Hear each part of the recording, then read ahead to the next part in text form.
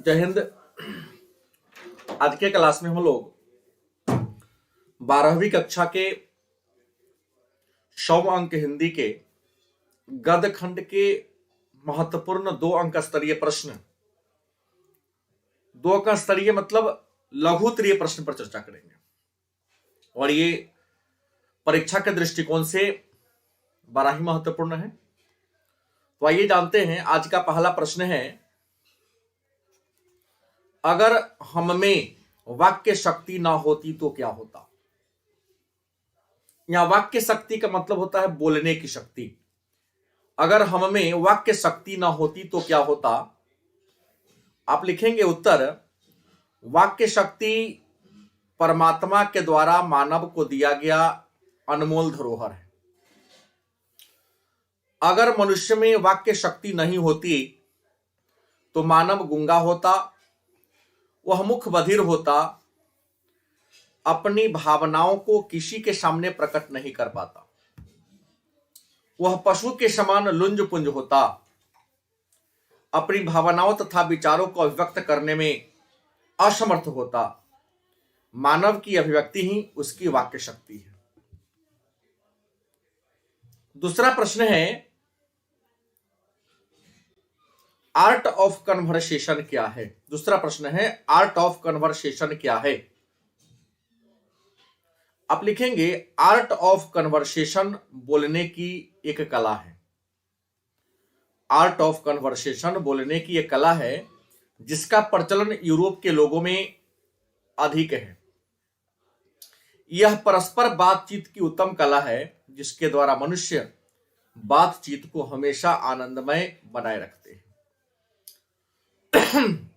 अगला प्रश्न है, सच है। प्रश्न क्या है, सच है जब तक मनुष्य बोलता नहीं तब तक उसका गुण दोष प्रकट नहीं होता। यहां प्रश्न 2 बार लिखा गया है। आप लिखेंगे, प्रश्न है, सच है जब तक मनुष्य बोलता नहीं तब तक उसका गुण दोष प्रकट नहीं होता। आप लिखेंगे उत्तर, बालकृष्ण भट्ट ने कहा है, बातचीत का एक विशेष तरीका होता है जिसके कारण व्यक्ति प्रेम से बात कर सकता है और उसका आनंद भी उठा सकता है। वाचाल व्यक्ति और अनियंत्रित मनोवृत्ति के व्यक्ति का वार्तालाप दोषपूर्ण होता है। जब वह बड़ी गंभीरता से वार्तालाप करता है, सलीके से करता है, तो उसका यह उत्तम गुण माना जाता है। मनुष्य जब तक चुप रहता है उसके चरित्र के गुण और दोष दबे रहते हैं, मतलब छिपे रहते हैं। ऐसे व्यक्ति जब परस्पर वार्तालाप करते हैं तो उनका दिल एक खुली किताब बन जाता है। यह खुलापन ही विलक्षण है। इस स्थिति में किसी के प्रति शिकायत, किसी का गुणगान, किसी की निंदा रहती है। परिस्थिति व्यक्ति के गुण दोष सामने ला देता है। बेन जॉनसन ने लिखा है, बोलने से मनुष्य का साक्षात्कार होता है, उसकी पहचान बनती है, मन में धुआं व मवाद जमा रहता है, बातचीत के माध्यम से भाव बनकर निकल जाता है। अगला प्रश्न है, मृत्यु के कुछ समय पहले स्मृति बहुत साफ हो जाती है। मृत्यु के कुछ समय पहले स्मृति बहुत साफ हो जाती है। सारी घटनाएं एक एक करके सामने आ जाती है।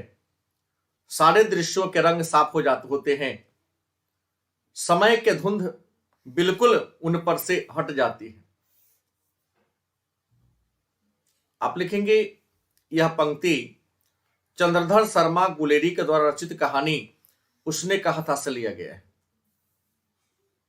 यह पंक्ति उस समय की है जब लहना सिंह घायल होकर बोधा सिंह को अस्पताल भेज देता है और स्वयं नहीं जाता, फिर भी वह वज्रा से पानी मांगता है।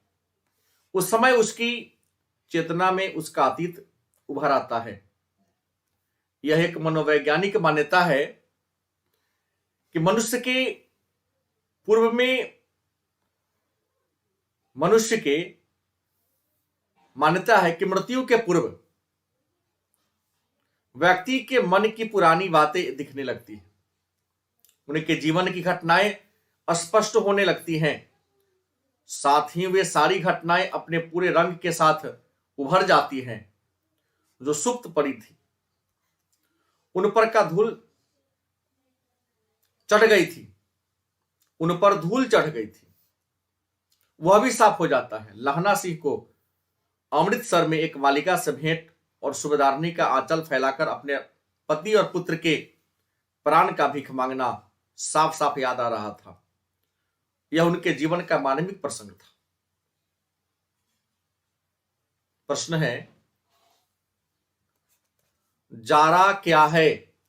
मौत है, और निमोनिया से मरने वाले को मुरब्बे नहीं मिला करते। वजीरा सिंह के इस कथन का क्या आशय है? आप लिखेंगे, यह पंक्ति चंद्रधर शर्मा गुलेरी के द्वारा रचित कहानी उसने कहा था से लिया गया है। इस कहानी में पहले जारा की माने ठंडे की हालात का वर्णन किया गया है, उसके बाद यह भी कहा गया है, यहां नहीं होगा, यह होगा। उसके बाद यह भी कहा गया है कि जो युद्ध में निमोनिया से मर जाते हैं उसे वह सम्मान नहीं मिलता जो गोली खाकर मरने के बाद मिलता है। निमोनिया से मरने वाले को तो अपने धरती भी नसीब नहीं होता, अतः लहना सिंह को सावधानी बरतनी चाहिए। अगला प्रश्न है, और अब घर जाओ तो कह देना कि मुझे जो उसने कहा था वह मैंने कर दिया। उत्तर लिखेंगे, यह पंक्ति चंद्रधर शर्मा गुलेरी द्वारा रचित उसने कहा था कहानी से लिया गया है। इस पंक्ति में उस समय का चित्रण किया गया है जब युद्ध में लहना सिंह शत्रु की गोली लग जाती है, लहना सिंह को शत्रु की गोली लग जाती है, वह बुरी तरह घायल हो जाता है तथा मरणासन अवस्था में पहुंच जाता है। अपना अंतिम समय निकट जानकर वह वजीरा से कहता है कि वह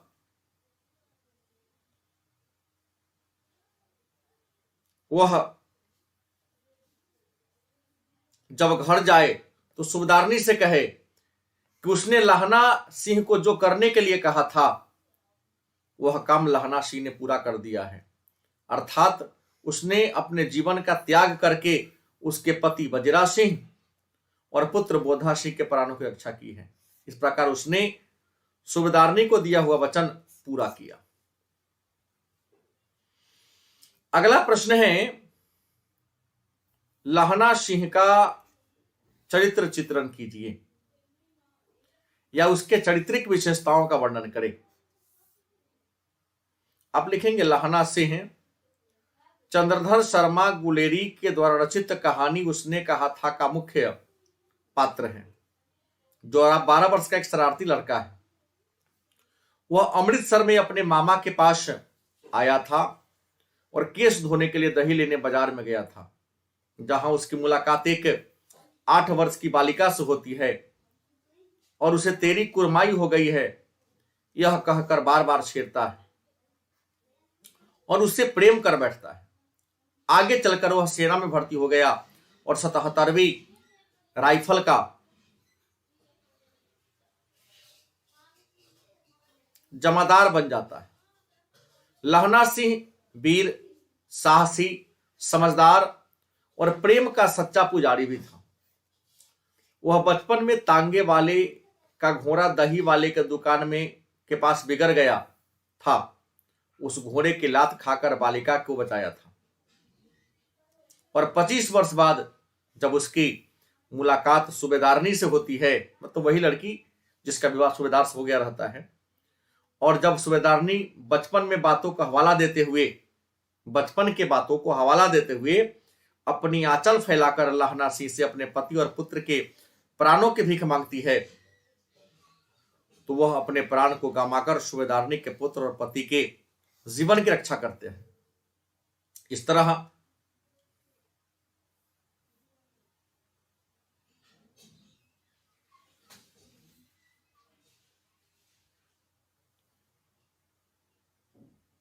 तरह लाहना सिंह एक महान व्यक्तित्व था। उसका व्यक्तित्व तो बड़ा ही ऊंचा था। अगला प्रश्न है, बिना फेरे घोड़ा बिगड़ता और बिना लड़े सिपाही।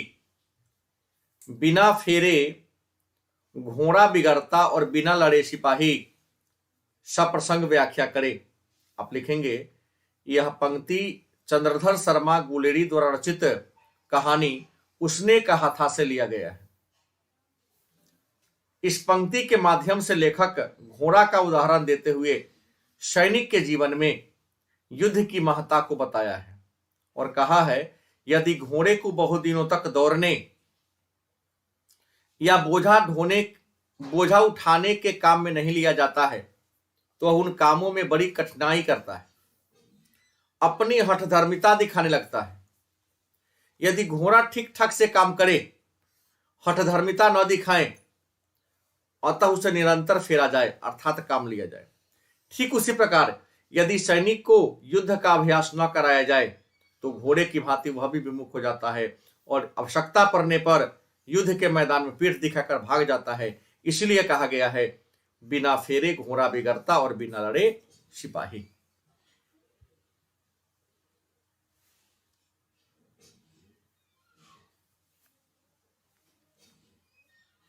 अगला प्रश्न है, भ्रष्टाचार की जड़ क्या है? क्या आप जेपी के इस बात से सहमत है? इसके गुणगान हेतु क्या सुझाव देंगे? आप लिखेंगे, जयप्रकाश नारायण के अनुसार भ्रष्टाचार की जड़ सरकार की नीतियां हैं, क्योंकि सरकार की नीतियों के कारण ही भूख है, महंगाई है, रिश्वतखोरी है। बिना रिश्वत के कोई भी काम चलता ही नहीं। सरकारी दफ्तर, बैंक, हर स्थल पर भ्रष्टाचार विकराल रूप से अपना पैर पसार कर लिया है और जनता भ्रष्टाचार रूपी अन्याय के नीचे दबती जा रही है। शिक्षण संस्थाएं तक भ्रष्ट हो गई है। आज युवा वर्ग अंधकार में भटक रहा है। ऐसा कौन स्थान है जहां भ्रष्टाचार नहीं है, जहां भ्रष्टाचार न फैला हो? उसकी जड़ कहां कहां तक खोजी जाए, कहां तक न उसने अपनी जड़ जमा ली, उसकी जड़ है गांव में, सड़क पर, रेल में, खेत खलिहान में, अस्पताल में, पुलिस विभाग में, चारों ओर अपनी जाल फैला लिया। अगला प्रश्न है,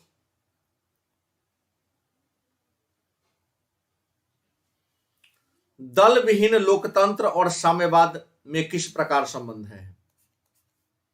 दल विहीन लोकतंत्र और साम्यवाद में किस प्रकार का संबंध है? आप लिखेंगे उत्तर में, दल विहीन लोकतंत्र की कल्पना सर्वोदय के सिद्धांत पर आधारित है। उसकी मान्यता है, ग्राम सभाओं के आधार पर दल विहीन लोकतंत्र स्थापित हो सकती है। मार्क्सवाद भी दल विहीन लोकतंत्र का हिमायती है। जयप्रकाश नारायण मानते हैं कि समाज जैसे जैसे साम्यवाद की ओर बढ़ता जाता है वैसे वैसे राज्य का अस्तित्व धूमिल होता जाता है और अंत में एक राज्य विहीन सोसाइटी स्थापित हो जाती है और वह समाज निश्चित रूप से लोकतांत्रिक होगा, साथ ही दल विहीन भी होगा। अगला प्रश्न है,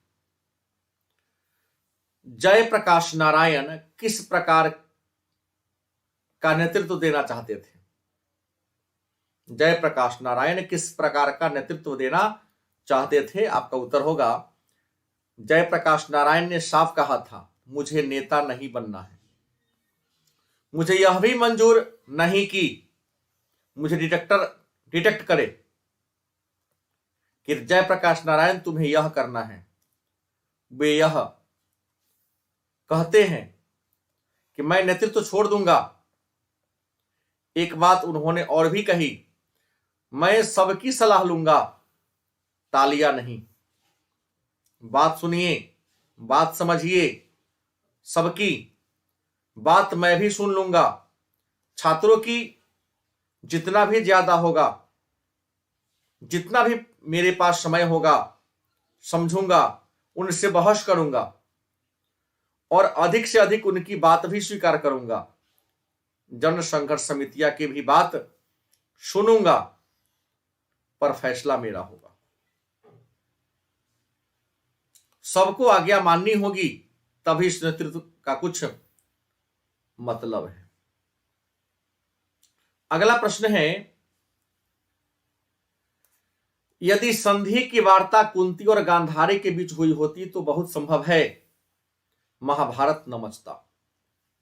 यदि संधि की वार्ता कुंती और गांधारी के बीच हुई होती तो बहुत संभव है कि महाभारत न मचता।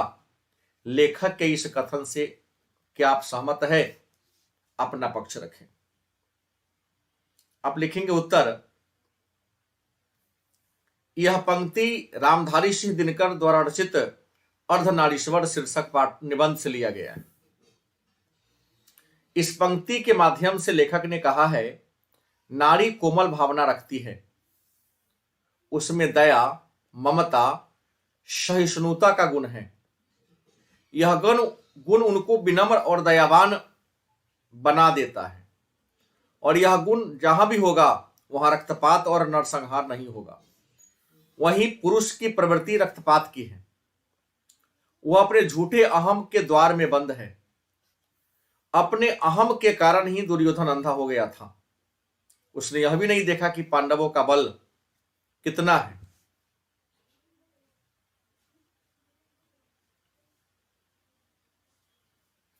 पांडवों का बल कितना है वह कृष्ण के सामर्थ्य को भी नहीं जान सका। यदि जानता तो उदंडतापूर्ण कार्य ही नहीं करता। इसलिए लेखक ने कहा है, यदि संधि वार्ता कुंती और गांधारी के बीच मध्य होती तो समझौता हो जाता और महाभारत नहीं होता। अगला प्रश्न है, प्रवृत्ति मार्ग और निवृत्ति मार्ग क्या है? प्रवृत्ति मार्ग और निवृत्ति मार्ग क्या है? आप लिखेंगे, प्रवृत्ति मार्ग का तात्पर्य है लगाव, आसक्ति, आकंठ डूब जाना। प्रवृत्ति मार्गी नारी के रूप यौवन में आकंठ डूबे रहते हैं, उसमें समा गए हैं, उसके ही हो गए हैं, क्योंकि वह जीवन में आनंद चाहते हैं और नारी तो आनंद की खान है। इसके विपरीत निवृत्ति मार्ग से तात्पर्य है परित्याग, आसक्तिहीनता। उसके द्वारा नारी का तिरस्कार कर दिया गया है। जो व्यक्ति निवृत्ति मार्ग को अपना लेता है वह मोक्ष को पा लेता है। इसका उदाहरण गौतम बुद्ध, गोस्वामी तुलसीदास, महावीर स्वामी इसके उदाहरण। अगला प्रश्न है, नारी की पराधीनता कब से प्रारंभ हुई? नारी की पराधीनता कब से प्रारंभ हुई? आप लिखेंगे उत्तर, राष्ट्रकवि रामधारी सिंह दिनकर के अनुसार मानव जाति ने जब कृषि कार्य प्रारंभ किया तो पुरुष कृषि कार्य में लग गया और उसका अधिकांश समय खेती बाड़ी में ही बीतने लगा। नारी घर पर ही रही, उसका काम रहा घर गृहस्थी संभालना और वह धीरे धीरे घर की दीवार में सिमट गई। लेखक के अनुसार कृषि के विकास के साथ ही नारी की पराधीनता मतलब गुलामी प्रारंभ हो गई। अगला प्रश्न है, जिस पुरुष में नारीत्व नहीं वह अपूर्ण है। जिस पुरुष में नारीत्व नहीं वह अपूर्ण है। आप लिखेंगे, यह पंक्ति राष्ट्रकवि रामधारी सिंह दिनकर के द्वारा रचित निबंध अर्धनारीश्वर से लिया गया है। दिनकर की मान्यता है कि नारी में जो विशिष्ट गुण होते हैं वह देवत्व के निकट होते हैं। जैसे दया, माया, सहिष्णुता और भीरुता। यह गुण उनके महत्वपूर्ण गुण हैं। यह गुण उनको विनाश से बचाती है। उनको विभिन्न संज्ञा भी प्रदान की गई है। वह देवी है दया के कारण, भीरुता के कारण अनावश्यक विनाश से बच जाती है। और यदि वह गुण पुरुष में भी आ जाए, उनके भीतर वह समेट ले, तो उसके पुरुष गुण में या पुरुषत्व गुण में कोई अंतर नहीं आएगा और उसे महान बना देगा। यही कारण है कि लेखक ने कहा कि जिस पुरुष में नारीत्व नहीं, वह नारीत्व का गुण नहीं, वह क्या है? अपूर्ण है। तो आज के क्लास में इतना ही। इसके आगे के जो महत्वपूर्ण प्रश्न हैं उस पर चर्चा हम लोग कल के क्लास में करेंगे। धन्यवाद।